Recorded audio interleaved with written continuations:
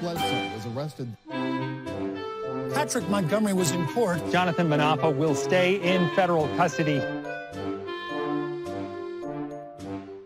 No, I don't take responsibility at all.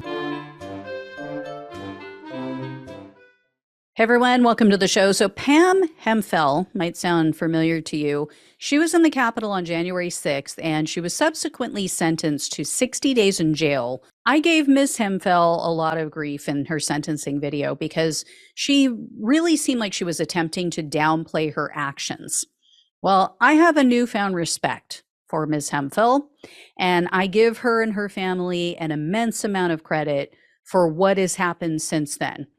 On Monday, Donald Trump tried to use her conviction to make the case against Hunter Biden's recent plea deal.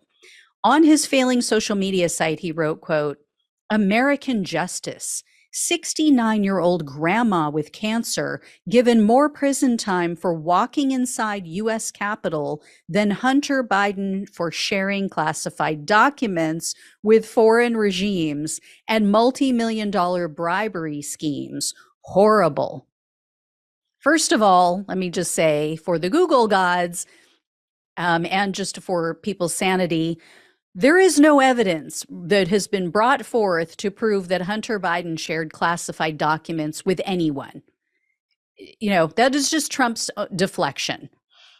Just as the Republicans have failed to prove that there was a multi-million-dollar bribery scheme that occurred. If they ever come up with the evidence of those alleged crimes, either one of those, I will gladly share it with all of you. As you all know, like I've said before, I don't have a dog in the fight. I'm not a big Biden fan, but so far they haven't brought the goods. Anyway, Hemphill replied to Trump's social media post and she wrote, quote, "Please, at Real Donald Trump, don't be using me for anything. I'm not a victim of Jan 6. I pleaded guilty because I was guilty. Hashtag stop the spin." She also pointed out to Trump that Hunter Biden, quote, "didn't try to attack the Capitol." So this is definitely a huge change for Hemphill. In an interview with the Daily Beast, Hemphill said that her family staged an intervention of sorts and that they helped her to get out of what she now calls, quote, "the Trump cult." Hemphill told the Daily Beast, quote, "You don't see it as a cult when you're in it. You don't recognize it." She also dispelled the myth of the overly aggressive feds busting down people's doors. Hemphill told the journalist, quote, "The FBI were really good to me. They just have procedures. It's just what they do."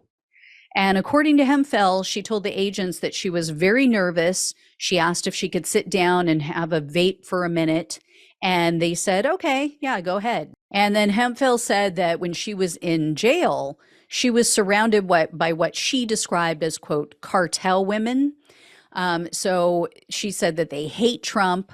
And she said that, initially she didn't agree with them, of course, but that she said over the course of her 60-day stay, which she said felt like an eternity, she started to understand why they felt the way they did about him. Hemphill also said that she started to doubt the story about the election being stolen and, quote, "I was starting to see things. I was back and forth, not knowing what to believe." Well, when she was released, she said her family hit her with some hard truths. Her family told her, "You're in a cult. You're in a cult, Pam. You got to get out."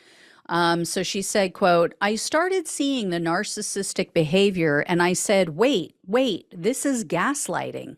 This is not true." And then, quote, "I never liked how he talked to people anyway. He's rude. He's very mean to people." So she now sees things very differently, including other Trump supporters. She said, quote, "All those flags with his pictures on it and t-shirts, it's like, wait, you guys, this is getting a little weird." And apparently other January 6 defendants started reaching out to Hemphill, and she realized they weren't being honest. So Hemphill said she started receiving these texts and tweets and, quote, "just telling me all their victimness, gaslighting. And I started saying, wait, you guys, the officers were nice to me. I don't see what you're talking about. I started hearing all their lies, their stories. I said, wait, it doesn't look like the police started anything. Well, in April of this year, Hemphill had a final epiphany and she told herself, quote, "This is it. Pam, this is a cult. Just face it, back away 100%. And she's took it a step further. Hemphill said that she started to tell other people the truth.